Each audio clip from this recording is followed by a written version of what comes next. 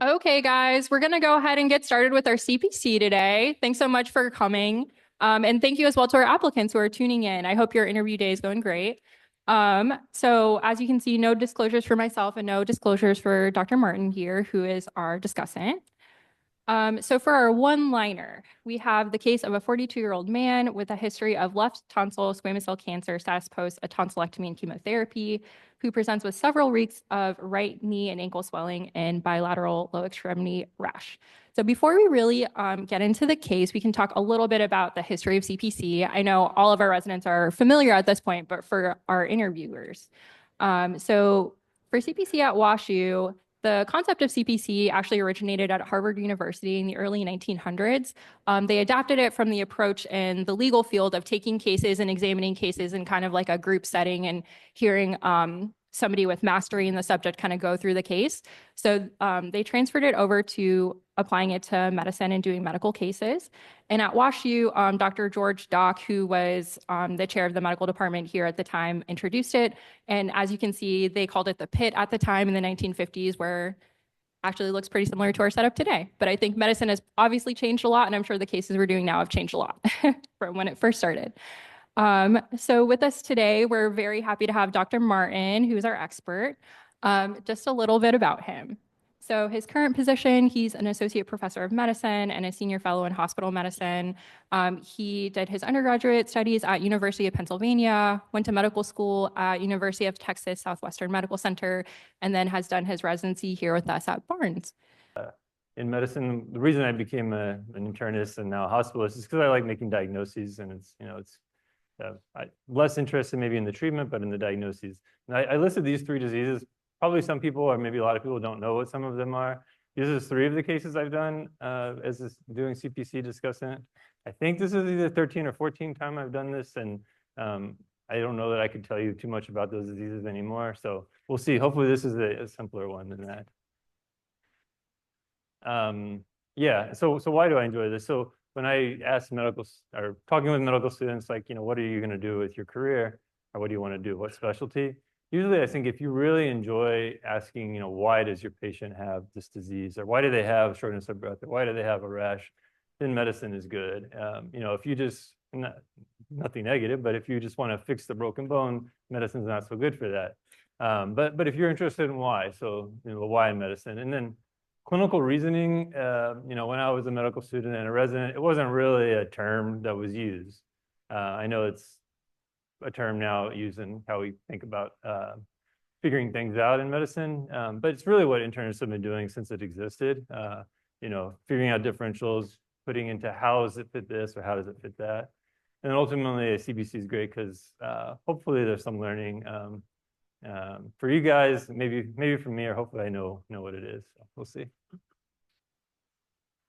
I didn't want to spend too much time on the current case. It was a 42-year-old with tonsil cancer that was treated with chemo and surgery in the past with I think it's leg swelling or joint swelling maybe, and leg rash.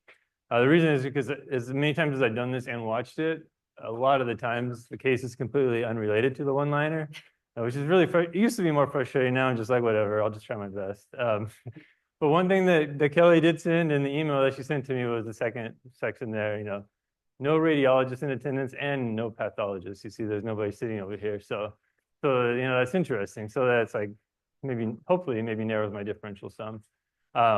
When I first read the one-liner, and then some people have told me too, chemo or tonsil cancer, everybody in cancer gets immunotherapy, and immunotherapy causes everything, including arthritis and rashes. She says chemotherapy technically is not immunotherapy. It's it's more cytotoxic, but that's one first thought. But based on the fact that there is no radiologist or pathologist, I think I'm thinking it's most likely an infection, but not an infection that's causing significant problem in the brain or in the lungs. I can look at head CTs and brain MRIs, but I'm not a neuroradiologist. And then same for chest X-rays and CTs I can look at too. But I think if there was something interesting, we would have a radiologist here. And then I think if something vasculitis of any sort would actually be a good case both for CPC and for this one-liner. But you really need pathology to diagnose that to be for sure. So I'm hoping that's not what it is. We'll see. And then similarly, cancer, you have to have a pathologist. So we shall see. That's how I got to start. Okay, well, obviously there's a lot more strategy going on in CPC than I thought when I sent that original email. So we'll see how consequential that ends up being. So like Dr. Martin mentioned, we've worked together on firm in the past. And one of the great things about being a chief is that you can then have the attendings you worked with do CPC with you. So it's always nice to kind of circle back. So for my picks of the week, I've been listening nonstop to the Chapel Roan album. She just finished up her tour, and unfortunately, I missed all the dates. So I'll have to wait and see when she kind of goes back on the road. For things I've been doing the past week, the Lawmeyer Sculpture Park is something that my family loves to go to all the time. It's a lot of interesting sculptures and kind of this like 20 minutes outside of town, and they have like hiking trails all around it. So it's a nice little getaway. And my 2-year-old daughter is a really big fan of the eye sculpture. She keeps on like trying to climb on top of it. And I don't know when she'll like get out of that phase, but we love going there. And then something that I'm also watching right now is The Golden Bachelorette. So I don't know if there's any Bachelor fans here. Yeah, but the normal premise is it's a bunch of 20 somethings who think they're there for love, but really they're there for like fame and like an Instagram following. So with like the reboot of The Golden Bachelorette, they shifted the age group to people in their 50s and 60s, like finding another second chance at love. You know, the Bachelor's been on for many seasons. Many of the couples don't work out, but you are so invested in it anyway. And I'm very invested to see what happens with the finale on The Golden Bachelorette. But I don't know if reality TV is a great setting to find love to begin with. I can say one thing. Yeah. I won't name any names, but there was a group of myself and my colleagues who we watched a lot of Bachelor a few years ago, Yeah. all the different groups, and yeah, a lot of texting about it. It's a good show. So a mutual pick of the week for Dr. Martin and I. Okay, so getting back to the case, you guys are kind of familiar with the one-liner at this point, and it sounds like we're maybe a little bit in too many different directions, so we'll go into the HPI. So for a patient, he was noting some bilateral leg pain and a rash, and he said it's actually been persisting for the past 6 months. And when he first noted the rash, it was more so located in the bilateral calf area of his legs. He's actually had a similar type of rash before. He says it kind of comes on and off. Doesn't really know anything that particularly triggers the rash, but thinks maybe like in the summertime it can be worse, and then it tends to resolve by the fall.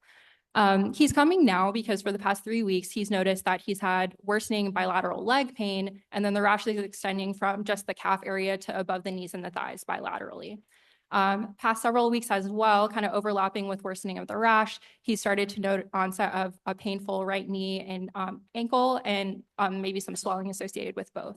So before coming to you, you're in the emergency department / he's gonna get transferred up to firm. He had recently sought medical attention in an outside hospital for these complaints that he's coming in with now. And at that time, the leg x-rays were normal. And then they reportedly aspirated his joint at the ankle, and it was mostly bloody output. This is all per patient report because you don't have access to the record. So who knows what actually happened. No preceding trauma or illness or kind of something triggering that he could attribute it to. And then it kind of has this vague history of some easy bruising and bleeding. Does say that the bleeding does spontaneously resolve, but can't really tell you how long that's been going on either. Okay, yeah, so that's a lot of information, both the time course and some of the more specific aspects of it. You know, going on for 6 months, off and on, worse more recently. You know, initially I was going to say this is, you know, some indolent infection. And I guess it still could be, but 6 months with this is a long time. And then really the most interesting thing to me on this is the last line. And then there was bloody output at this arthrocentesis, but easy bruising and bleeding is kind of leads me in one direction. You know, is it something with playlists? Is it something with the clotting cascade? Or I think it was the last time I did CPC and I did not do a good job. Hopefully nobody watched it that time, but it was scurvy with like petechiae and stuff. So we'll see if that leads me in one direction or the other. I mean, so in this one thing you haven't mentioned yet, you probably will, is about the past history, and if you just got like chemotherapy, well, for 6 months doesn't really make sense, but you know, thrombocytopenia from recent treatment or something might be an easy answer. Probably not the easy answer for this case, though. Yeah. And we'll definitely transition over to like a little bit more of his like past chronic problems. Is there anything initially though, based on this, that you would like to ask any follow-up questions about? To the patient, what I would ask. Yeah. Yeah. So I guess so for 6 months, but when he was younger, he never had issues with weird bleeding, like to concern for like hemophilia. No, not prior to kind of this more uh-huh. current onset. And you'll get me to the medicines too, but different medicines that have come into his, that he's been taking that could contribute to thrombocytopenia, for example, will be helpful to know. And then, again, back to the possible infection. So fevers, chills, night sweats, weight loss will potentially help me with that. Yeah. I'm trying to think. Fevers, chills, night sweats, not that he's noted, and no recent illnesses. And in terms of his more remote history, so as we know, he's been treated for this tonsil cancer in the past. It was actually 6 years prior to the current admission. So he did a couple cycles of radiation, and then the chemo they did, I believe, is just monotherapy with like cisplatin. So had all occurred then, and then he had followed up with oncology about a year ago. At that time, they said he was had no evidence of disease recurrence and was not doing any sort of active treatment at that time. And then just kind of note, as an aside, chronically as well, kind of since this treatment history for his cancer, he does have intermittent problems with swallowing. So he sometimes has painful swallowing, sometimes can't really swallow pretty well. Does intermittently have some nausea and vomiting, and then intermittently, excuse me, maybe has some choking when he does try to have some PO intake. But he hasn't noticed like necessarily worsening of it. Yeah, I mean, it's kind of interesting. I guess he was like 36 when he got, head and neck cancer, which is pretty young, but possible. But it seems like that's less likely related to the current presentation, given what we know. But we'll see if something comes up. And then a lot of the bottom symptoms could just be related to previous treatments.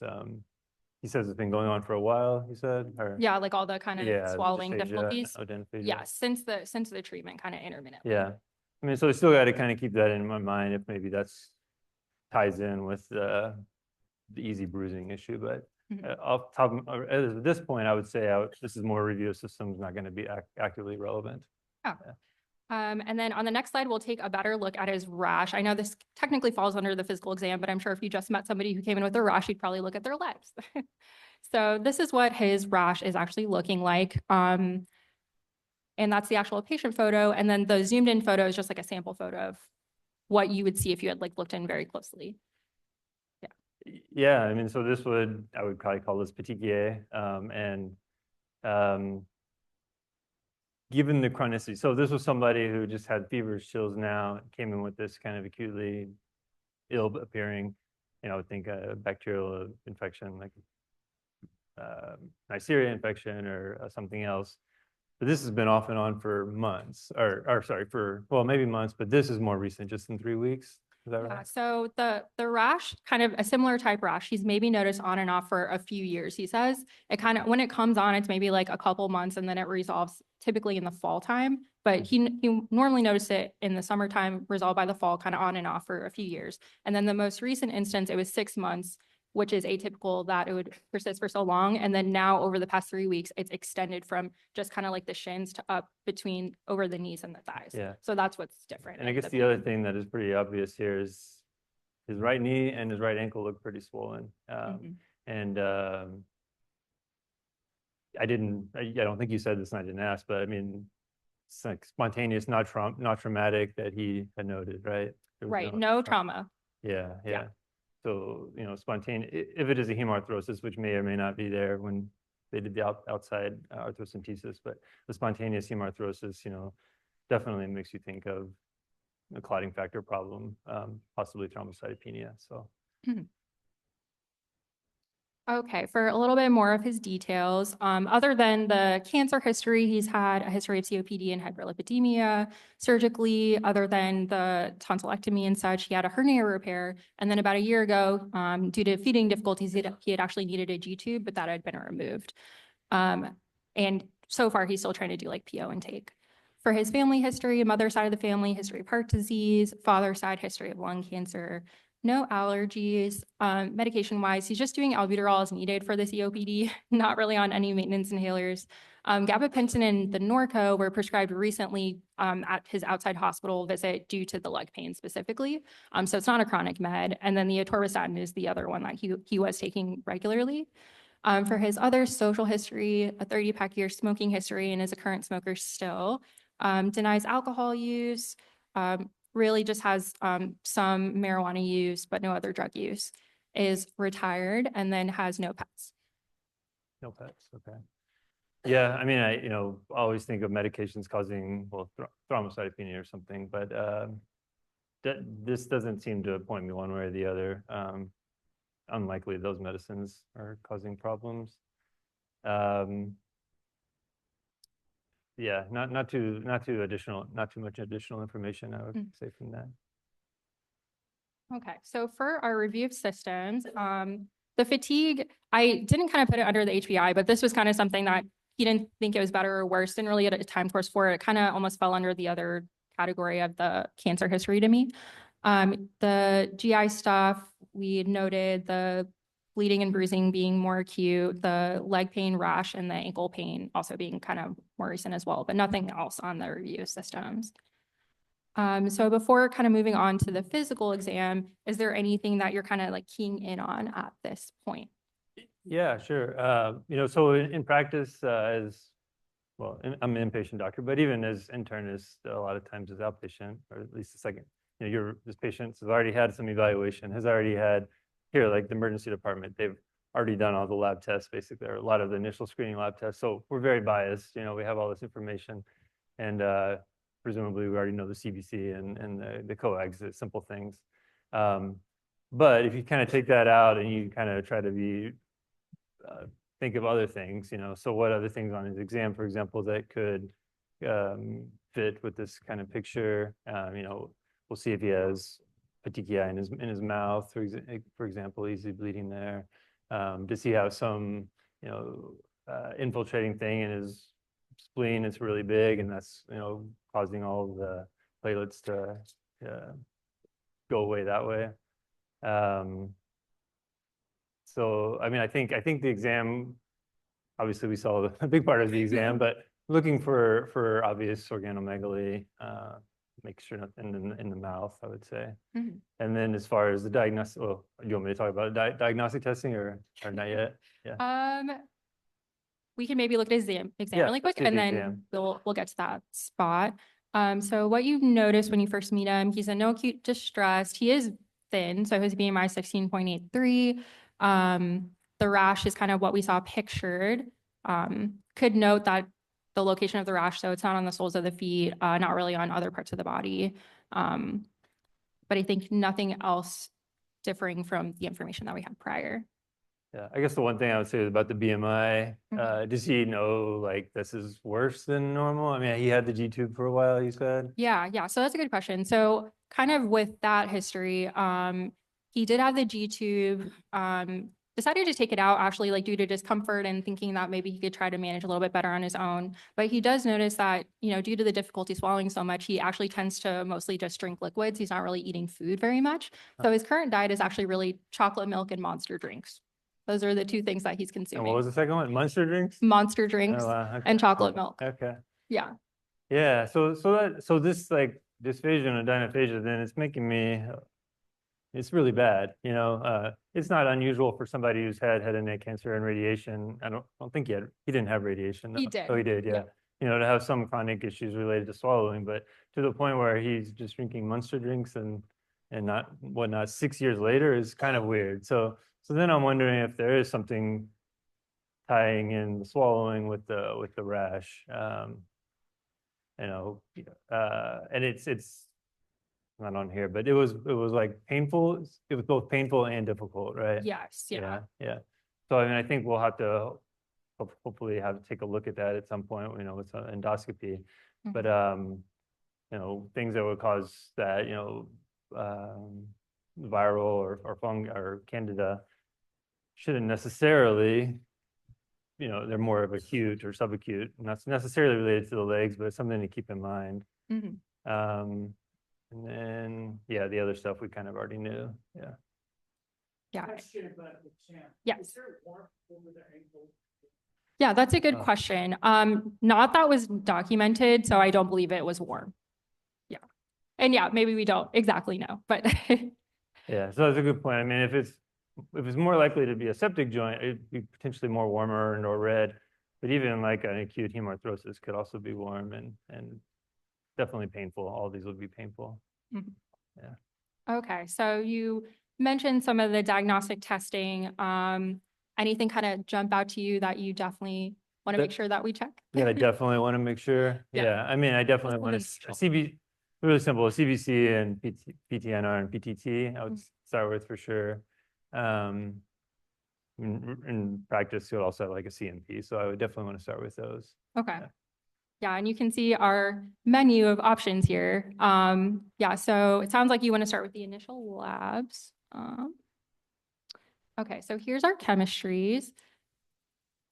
Some slight hyponatremia, slight decrease of the proteins, but otherwise looks pretty normal. And then for his CBC, he is anemic at 8.0. His platelets were actually on the higher end slash like slightly elevated, so 431. His MCV was technically within the normal range.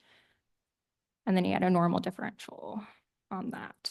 And do you, as far as the hemoglobin, do you have like a trend from the past? Or? Yeah, so we didn't have one from recent history. The last one was from a year after the cancer treatment, and it was like normal actually. Okay. Yeah, so there's like a 5-year span. Okay. So I guess, yeah, we'll see what the coegs are, but I guess based on that, there's definitely additional evaluation I could do for the anemia. I may want to just chalk it up to, acute bleeding, but, other things, maybe the body's not making enough blood or it's breaking it down somewhere. And I can tell you the coags. I don't know if they ended up on any of the little categories, but the INR is 1.35. So if we're saying like 1.3 is the upper limit, is slightly higher, and then the PTT was normal. Okay. So good and bad. Good for this being an interesting case, and bad for me. But no. So that's okay. So I think there's a couple of routes I could go now that we're seeing the patients. Well, I guess going back to this, there's a lot of different routes, right? So evaluate the joints, evaluate the anemia, and evaluate the dysphagia being that severe. He didn't have a contraindication for an arthrocentesis that I could tell based on anything. So I think that would be that would be a helpful. logical step. They did not in this admission do an arthrocentesis, Okay. I will say. So maybe they got the records from the other hospital and it was blood. Maybe they did, yeah. So, but we could assume based on like the patient report and maybe the team's thinking at the time that it was like bloody output based on the past arthrocentesis. So that would have been a week before this admission. Okay. So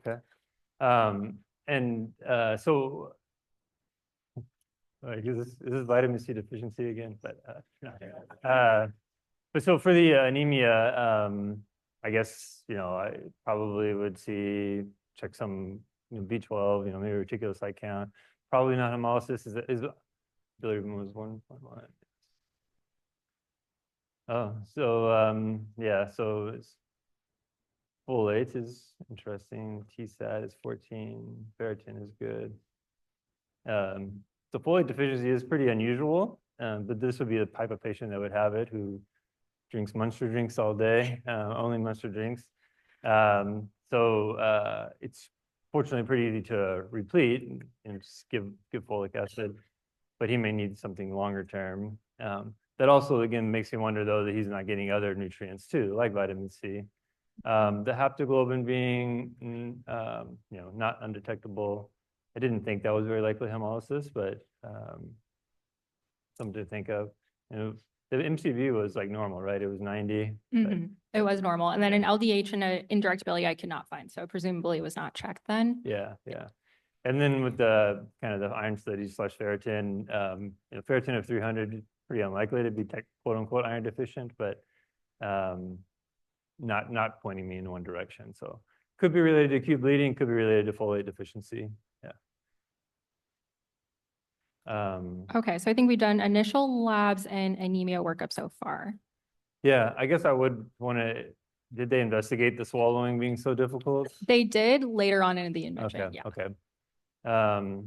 And then everybody that kind of gets admitted to the hospital should probably have a basic chest X-ray. Be surprised to see something there. Yeah, so a normal chest X-ray for him, no consolidation or edema or effusions. They did image his right ankle, and it was kind of non-specific, but they said an ankle effusion is present, no fractures, was otherwise normal. Okay. Yeah, the LFTs were pretty normal, right? The bilirubin was a little bit elevated. Yeah, it was like 1.1, so borderline high. Yeah, I don't know that there's going to be any other utility in abdominal imaging. Can you go back to my options again? Yes, yeah. Yeah. I guess thinking about, earlier I was talking about the possible infectious causes of this. I'm not sure at this point, given the chronicity, that I would say infection. I definitely think this is related to the malnutrition, potentially, vitamin C. You could do cultures. I guess I'm not sure that I would really gain anything. I'm not, at this point, I wouldn't probably do much of an infectious eval. I don't know if there was one done. There was one. We could say the ED sent it. So here you go. Okay. Yeah. So the blood culture is 2 out of 2, no growth. HIV was negative, and then the hepatitis studies that you can see were also negative. Okay. Sorry, go back again. Yeah. Yeah, I just don't know cardiology. I can do it. So I'm doing cards for him right now. My interns are up there, but and everybody on those floors gets like echoes like ridiculous. But I can't think of the utility in an echo in this patient, so I'd rather not do it. Room serologies. Yeah. I guess these particular lesions, like a vasculitis, like doesn't really look like a vasculitis, but it could be like leukocytoclastic vasculitis, which is very nonspecific. Sometimes you would actually, be by biopsy. I don't think we're going to do a biopsy though. So because I don't see a pathologist, so seems less likely. What else am I not thinking of? Yeah, I probably would want to do check vitamin C. I guess the other thing that can sometimes cause weird rash, systemic disease is like amyloidosis can affect the small blood vessels. But he didn't have any other obvious manifestations of that. But I mean, that would be potentially a reason to image the abdomen, like the liver, see if there's like a hepatomegaly, and or the heart, see if there's some abnormality there. But yeah, that's kind of where I am right now. So it sounds like you're prioritizing kind of like the vitamin studies. That seems like maybe be the most helpful. But in the meantime, while those are pending, we can look at the ones that they actually got. So Yeah. they did, get an EKG, normal sinus, and trips were negative because why not do trips on everybody? They did check his urine as well to be thorough. And anything kind of standing out to you with that?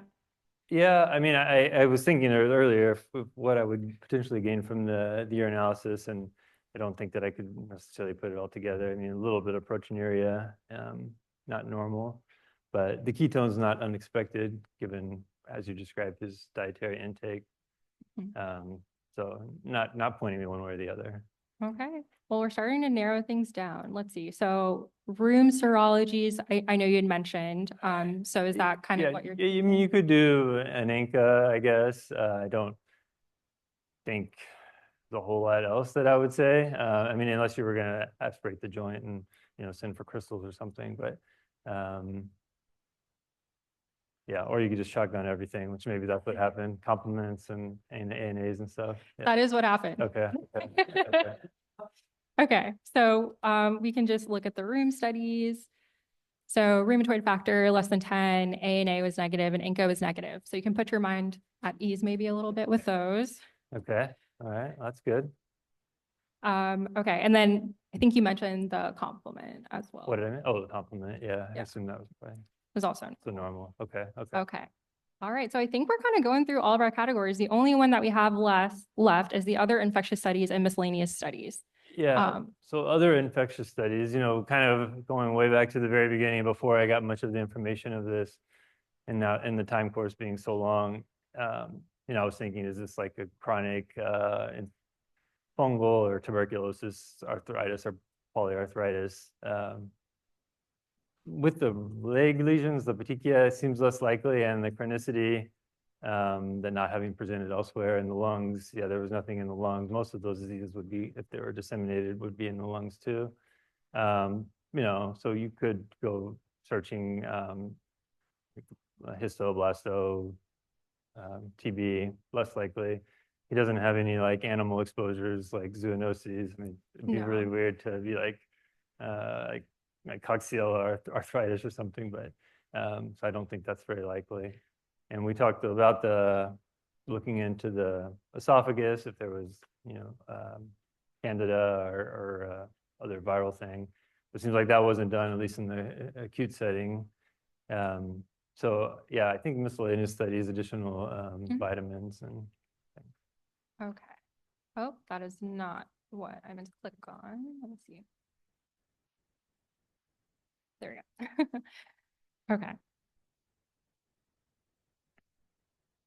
Yeah. So I was saying, I hate lactate. Just say that, it's always a little bit abnormal. I don't know what to do with it. On cards from these cardiogenic shock patients, this is a little bit high. Well, we'll just hope it's better tomorrow. I don't know.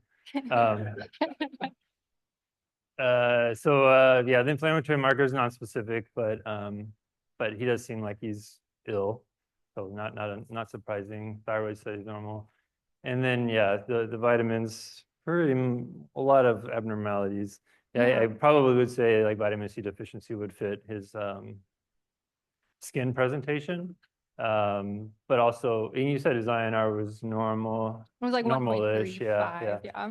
I mean, in practice, most people don't check vitamin Ks. They would just give vitamin K repletion, and if INR like went back to normal within a day, then like, oh, he was vitamin K deficient. So, but maybe this came back, a week later. I think everybody has low vitamin D, so I don't think that's very useful unless your electrolyte or unless your calcium is an issue. And then the folate you told me earlier. Okay. Great. So I think we hit all of the different categories and we have all of our diagnostic studies in. So putting everything together, do you have in mind what you think? I know, that's crazy. So I think vitamin C deficiency caused scurvy, and that's the reason for his presentation. I think overall he's very, very malnourished and needs lots of nutrition. But yeah, I still wonder why he got so malnourished, why he can't eat, but I guess that's a different issue. They did do an esophagram as well, and they actually showed structurally he was pretty okay. So there wasn't really like a blockage to explain it. So I don't know exactly if they figured out truly like why that was the preferred diet. Yeah, but presumably he got another G tube, or hopefully, or some sort of. He did. Yeah. Yes, he did. Okay. All right. Good. Okay, so yeah. Labs were sent out actually had seen them. I told it clinically it's sympathetic plastic vasculitis. Recommended setting off with the workup diagnosis that you have suspected. We laid it on day one. Basically saying based on picture. There's one thing there. I guess it's and then for the G2 part, so it's complicated because he had a young family member who he didn't want to have see him with the G2, and so that's why he had actually, and so that's why he just, I'd already had some difficulty with a lot of social stuff. Yeah. Is that, I don't know if you say this, but he was like only drinking like chocolate milk. Yeah. The Munster was most impressive. I don't think any of your comments get on like the people on Zoom, but yeah, Francis was just saying it was a complicated issue with his G-tube and family members, and then the emergency room had thought it was initially thought to be a leukocytoclastic vasculitis, so it was kind of searching that route. But yeah, I would say vitamin C deficiency. Yeah. Here's our diagnosis. Great job, Dr. Martin. Yeah.